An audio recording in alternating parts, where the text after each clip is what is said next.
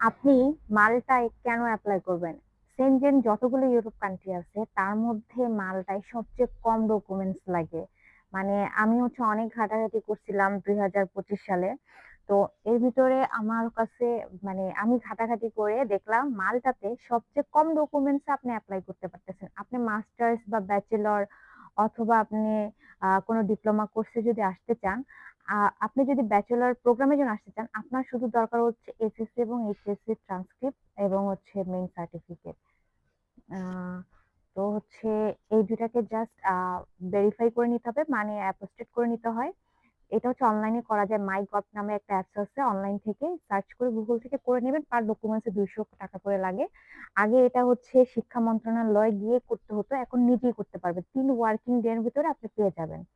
আর যারা মাস্টার্সে আসতে চান তাদের কি দরকার? তাদের শুধু হচ্ছে আ এসএসসি, এইচএসসি, ব্যাচেলরের মেইন সার্টিফিকেট, মেইন ট্রান্সক্রিপ্ট এগুলোকে আবার অ্যাপোস্টেট করতে হবে এবং অবশ্যই জব এক্সপেরিয়েন্স লাগবে এট লিস্ট ২ বছরের। এটা দেখাইতে হয় মাস্টার্সের জন্য। তার মানে হচ্ছে সেনজেন কান্ট্রির মধ্যে শুধুমাত্র মাল্টাতেই আপনি জাস্ট এই কয়টা ডকুমেন্টস দিয়ে আপনি এপ্লাই করতে পারতেছেন। আপনার কিন্তু আর কিছু লাগতেছে না। একজন স্টুডেন্ট যদি মাল্টায় আসতে চায়, তো আ মাল্টার এত সহজ প্রসেস আমার মনে হয় না সেনজেন অন্য কোনো কান্ট্রিতে আছে।